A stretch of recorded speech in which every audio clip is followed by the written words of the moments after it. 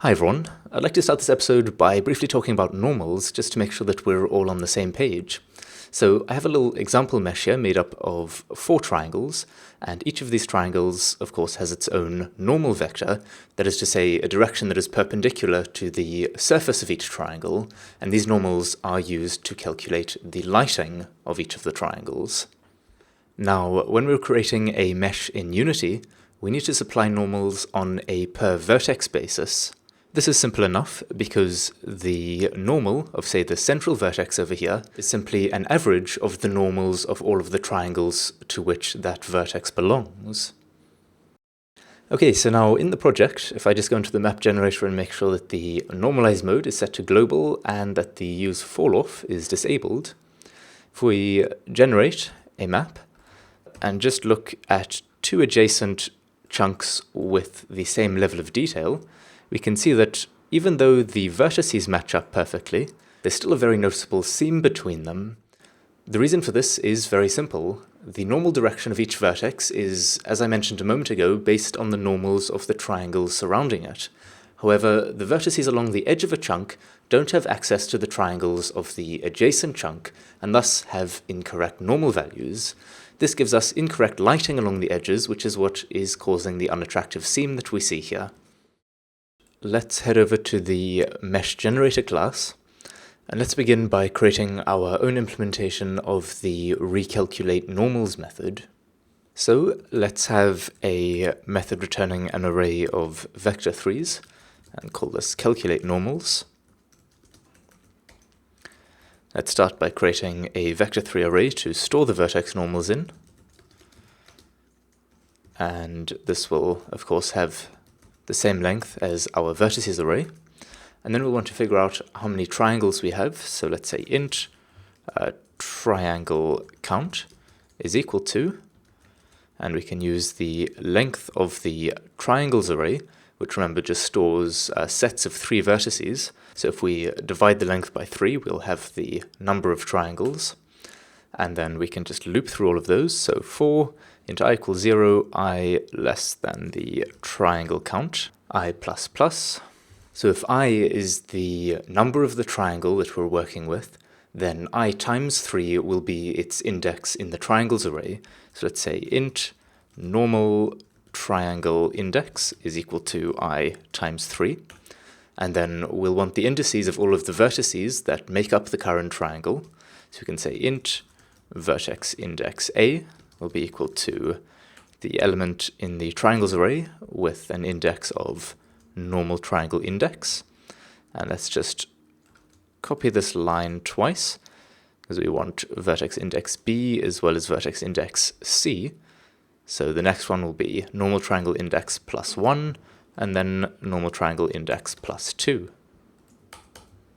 Let's then create a method which, given the 3 vertex indices, will return the normal vector of that triangle. So let's say vector 3, can call this surface normal from indices, and it can take in int index A, index B, and index C.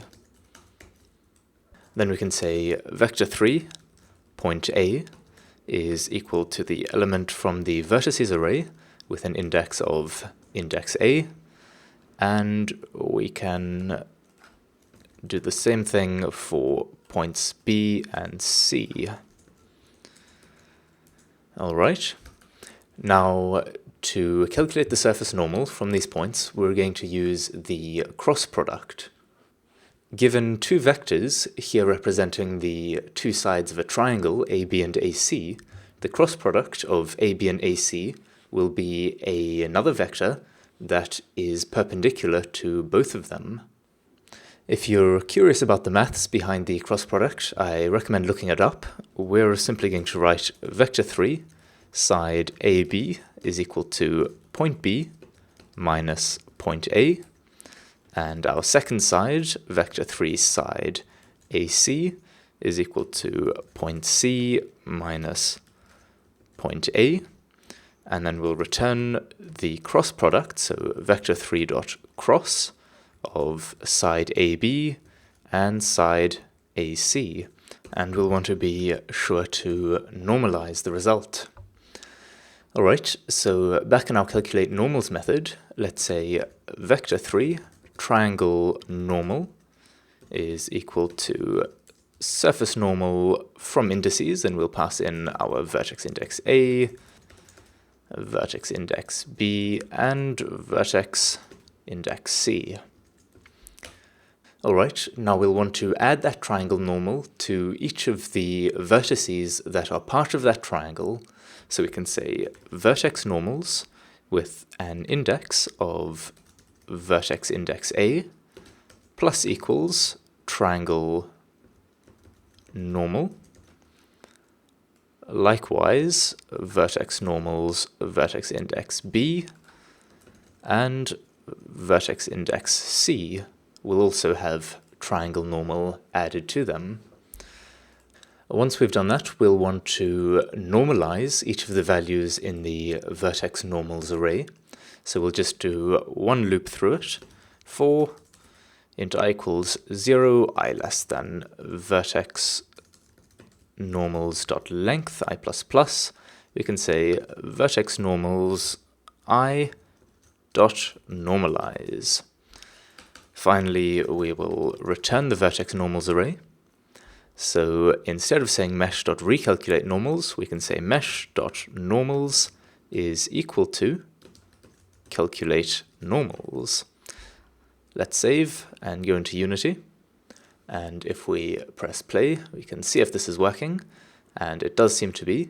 Of course, the seam is still there, we haven't changed anything, but otherwise the lighting looks as it should. Imagine we have a 3x3 map of vertices, and the vertex indices are labeled from 0 to 8. This is essentially our current system.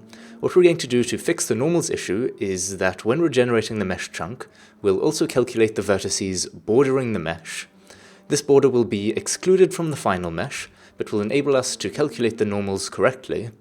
We'll label these border vertices from -1 downwards. Thus, any triangle containing a vertex with an index less than 0 will be excluded from the final mesh. Let's agree to call this the bordered size and this the mesh size. In this example, the bordered size is 5 and the mesh size is 3, and we can clearly see that in general, the mesh size is equal to the bordered size minus 2. With this in mind, let's go back to the mesh generator class. And up at the top here, let's first of all get rid of the concept of width and height, since we're working with squares. So I'll just rename both of these to bordered size. And then I'll delete the one of them. And we can then say that the mesh size is equal to, as we've discussed, the bordered size minus 2. When we're working out the top left X and Z position, we'll want to do this with the actual mesh size rather than the bordered size, and the same story for when we're working out the number of vertices in a line, we'll want to use the mesh size for that calculation. Now, keeping this image in mind, let's create a 2D array of integers representing the different vertex indices. So I'm going to delete this variable over here and instead create a 2D integer array. I'll call this the vertex indices map. Set that equal to a new 2D integer array with a size of bordered size by bordered size. I'll then create an integer for the mesh vertex index. This is going to start at 0, and an integer for the border vertex index starting at -1. We'll then want a loop, just like this one over here, so let's copy that. And in here we can create a bool is border vertex, and this will be true if any of the following are true: y equals 0, or y equals bordered size -1, or x equals 0, or x equals bordered size -1. Alright, so if it is a bordered vertex, then we can say vertex indices map x by y is equal to our border vertex index, and we'll want to decrement that, so border vertex index minus minus. Otherwise, we'll say vertex indices map xy is equal to mesh vertex index, and we'll then increment the mesh vertex index. Alright, so then in this next loop over here, we can get our vertex index from the vertex indices map by saying int vertex index is equal to vertex indices map with an index of x by y. Then I'm going to change how this works a little bit. Instead of directly assigning to mesh_data.vertices, just going to assign this to a new vector 3 called vertex position. And similarly with this UV line here, I'm going to assign this to a vector 2 variable called %. And we're going to have to modify our calculation slightly. First of all, we're going to divide not by bordered size, but by the mesh size, since that's what we care about for the UVs. Now, on the leftmost edge of the map, we obviously want this expression over here to evaluate to 0, but currently it won't, because when x is equal to 0, that will form part of the border, which, as we know, is being left out of the mesh. The value after x equals 0 is x plus the mesh simplification increment. So what we want to do over here is simply say x minus the mesh simplification increment in brackets, and then for the same reason, we want to do that with y minus mesh simplification increment. So in case you're confused, this modification really just makes sure that our UVs are still properly centered.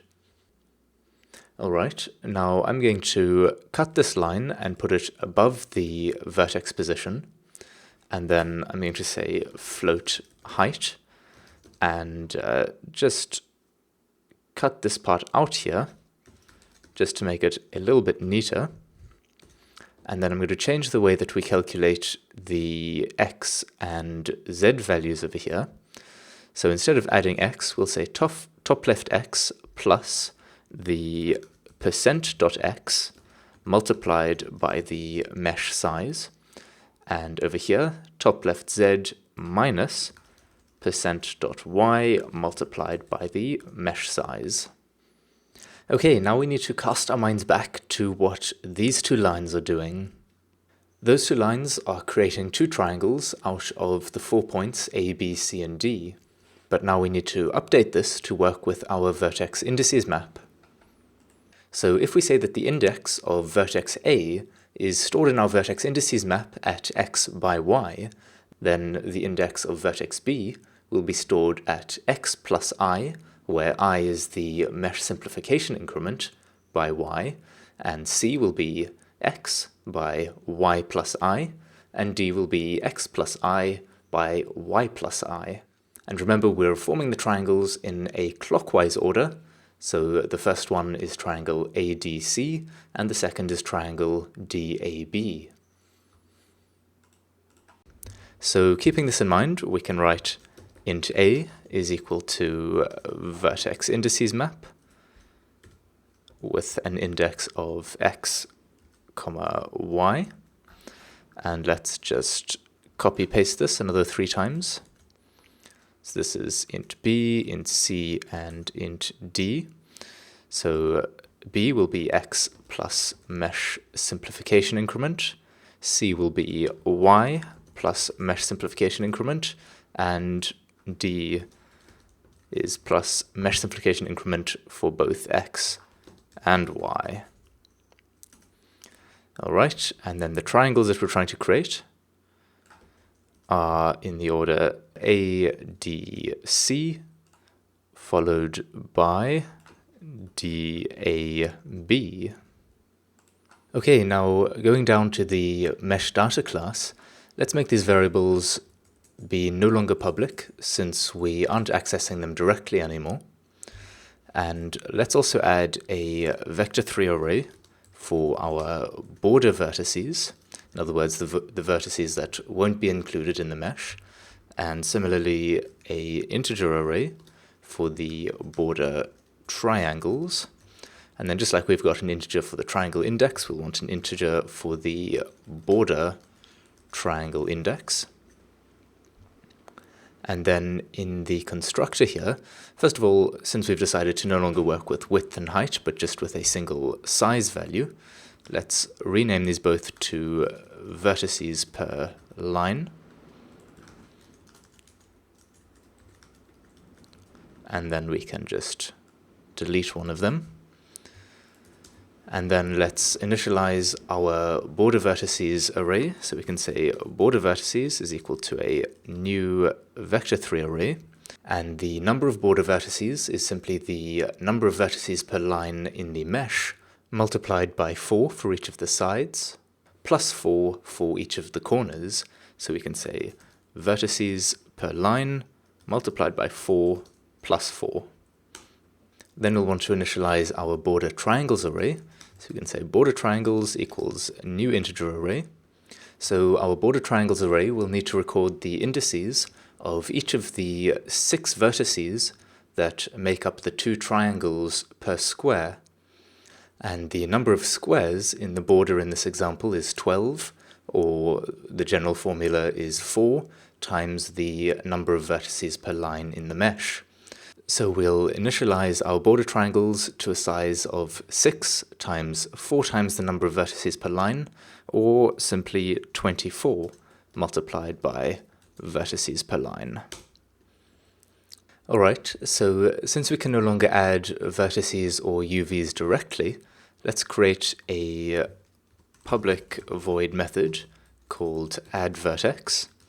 And this will take in a vector3 for the vertex position, as well as a vector2 for that vertices UV, and then an integer for the vertex index.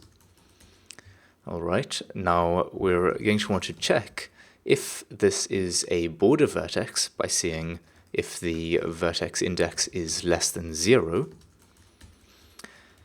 Otherwise, if it's just a regular vertex, then we can say vertices with an index of vertex index is equal to vertex position, and UVs with an index of vertex index is equal to the provided UV. Now, if it is a border vertex, we're going to want to add it to the border vertices array, but remember that the vertex index in this case is negative and starting at -1. So in order to get an appropriate index, we're going to have to say border vertices with an index of negative vertex index. So that will make it start from 1 going upwards, and then we're going to want to subtract 1 so that it starts at 0. And we can then set that equal to the provided vertex position. Now we'll want to do a similar thing to the addTriangles method. We want to check if any of the vertices that make up the triangle are border vertices. So we'll say if A is less than 0, or if B is less than 0, or if C is less than 0, then we know it is a triangle belonging to the border. Otherwise, it is a regular triangle. Let's just copy-paste this code and just replace triangles with border triangles and triangle index with border triangle index. Alright, so now when we're calculating the normals, we've gone through all of the regular triangles, but then we're also going to want to loop through the triangles belonging to the border. So let's duplicate all of this code over here, and we'll rename triangle count to border triangle count, and it will be equal to border triangles dot length divided by 3. And here we'll want to replace triangles with the border triangles array.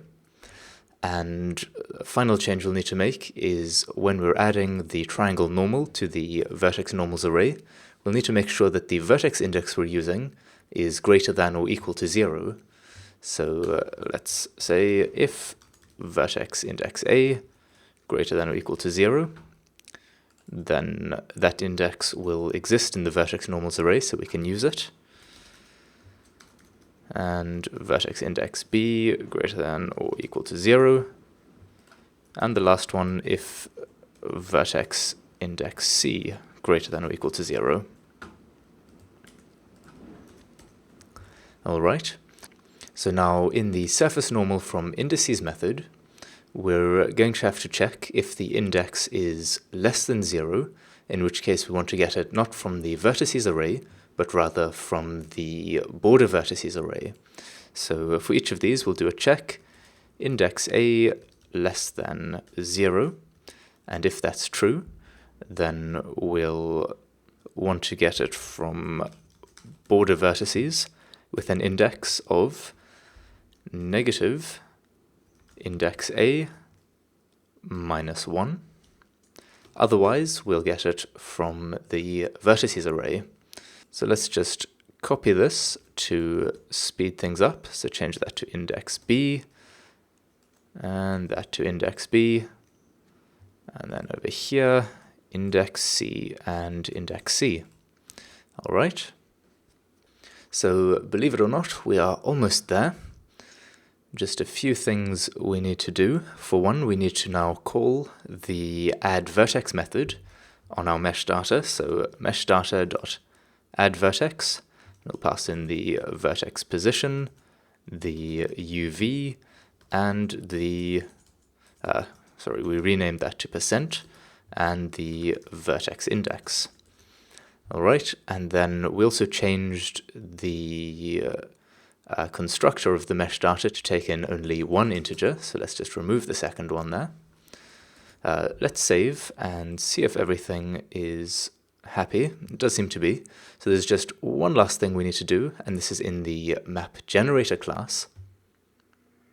So if we go down to where the map data is being generated, we want to generate the noise map with a size of map chunk size +2 for both the width and the height.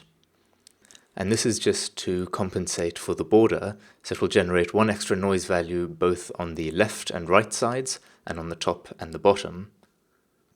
However, this leaves us with a problem with our level of detail implementation.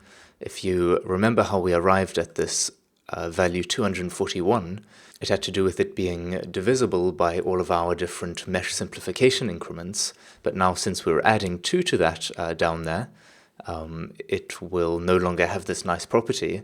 So what we're going to do is we're going to change it to 239, so that when we add 2, the actual value will be 241, and it will have that property again. Alright, so if we save now, and press play, unfortunately it seems that while the regular chunks are being spawned in properly, the ones that are at a lower level of detail are not being spaced correctly.